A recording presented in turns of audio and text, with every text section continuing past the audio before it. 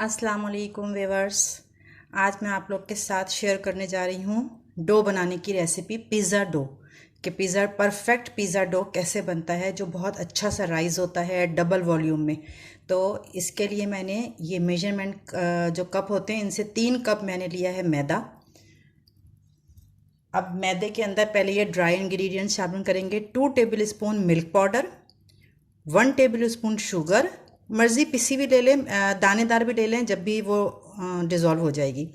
Half tea spoon salt, 2 table spoon east. East को आप लोग देख लीजिएगा पुरानी रखी हुई ना हो, वरना तो अगर ईस्ट ख़राब होगी तो आपका डो जो है राइज़ नहीं होगा। ईस्ट को मेक श्योर कर लें कि ईस्ट जो है वो हमारी बिल्कुल फ्रेश है और बहुत पुरानी तो नहीं रखी हुई कि वो एक्टिव ही ना हो इसमें जाके। ये जितने ड्राई इंग्रेडिएंट्स हैं इनको हम मैदे में डालेंगे। इसको पहले अच्छे तरीके से सब मिला के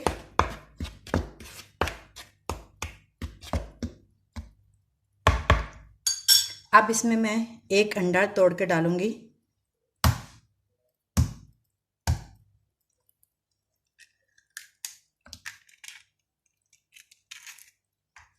अब ये अंडा तोड़ के डाला, पहले सिर्फ इससे गूंदेंगे और इसमें थोड़े से क्रम्स जो बन रहे हैं इस तरह, जिस तरह मैदे को करते हैं इस तरह करके पूरे आटे में इस तरह क्रम्स बना लेंगे। ये इस तरह ताकि मुट्ठी में आ जाए ना, थोड़ा सा इस तरह बना के और फिर उसके बाद मैं नीम गर्म पानी से इसको गूंदूंगी जिस तरह आटा गूंदते हैं। अच्छा, इसका डो सख्त नहीं रखिएगा, इसका डो ज़रा सॉफ्ट सा रखिएगा। पहले इस तरह कर लेंगे। उसके बाद ये मैंने लिया है नीम गर्म पानी, उससे मैं थोड़ा थोड़ा पानी डालते जाएंगे और गूंदते जाएंगे, जिस पूरा डो तैयार करेंगे इससे।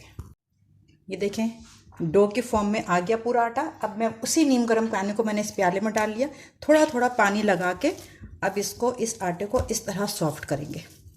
ये इसकी मदद से, ये जो हाथ है इसकी मदद से इसको नीम गर्म पानी में डिप करेंगे और थोड़ी देर तक इसको आटा गूनेंगे जब तक इसमें जो शुगर के दाने हैं वो सब और मिक्स ना हो जाएं और ये एकदम स्मूथ फॉर्म में ना आ जाए, जब तक मैं इसे गूंदूंगी। ये देखें मेरा चिकना सा बिल्कुल सॉफ्ट सा डो तैयार हो गया। अब डो की कंसिस्टेंसी देख लें ना, ये हार्ड है, सॉफ्ट है, बल्कि ज़्यादा ही रोटी से भी, रोटी का जैसे आटा गूंथते हैं उससे ज़्यादा सॉफ्ट है। अब मैंने पैन को ग्रीस किया, ग्रीस करने के बाद ये पूरा डो उठा के और मैं इस पैन में रख दूँगी। काउंटर पे जो आपका साफ़ काउंटर करके फिर आटा गूनिएगा तो ये साफ़ होगा, तो आप इसके नीचे लगा कुछ नहीं छोड़िएगा। आप ये देखें ऑयल के अंदर जो प्याले में ऑयल लगाया था उसमें सब इसको एक इक्वल कर दिया। ये चिकना सा डो बन गया है।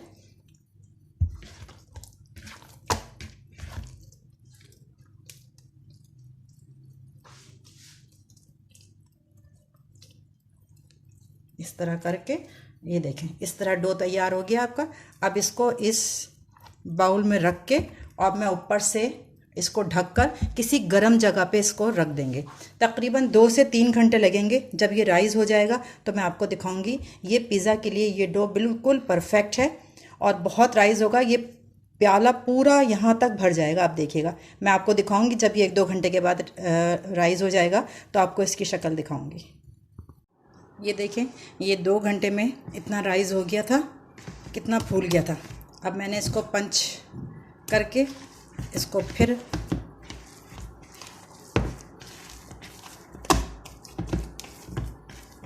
वापस करके इसको दोबारा फिर राइज़ होने के लिए रख देंगे।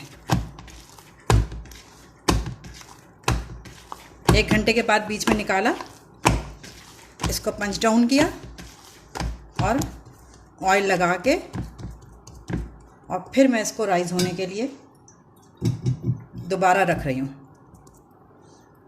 जब ये दोबारा फिर राइज़ हो जाएगा और यहाँ तक पहुँच जाएगा, फिर उसके बाद हम इसे यूज़ करेंगे। चाहे पिज़्ज़ा बनाएं, इस डो से पिज़्ज़ा भी बन सकता है, चीज़ ब्रेड भी बन सकती है, बन भी बन सकते हैं। डो सबके लिए यही यूज़ होगा। देखें व्यूअर्स, ये मैंने 2 हिस्सों में, इतने बड़े बड़े मेरे 3 पैन बने हैं। 3 कप मैदे में ये मेरे 3 पिज़्ज़ा डो बने हैं। और दोबारा फिर राइस हो गया था ये 1 घंटे के बाद, तो मैंने इसको, ये डो को इसमें पैन में फैला दिया। अब इस पर जो भी टॉपिंग आपको करनी है, टिक्का फ्लेवर बनाना है, फजीता बनाना है, जो भी आपको टॉपिंग करनी है वो टॉपिंग करिएगा। मैं तो आज टिक्का फ्लेवर बना रही हूँ। लेकिन डो सबकी इसी तरीके से जैसे मैंने बनाया है, इस तरह रेसिपी से डो बनाइएगा।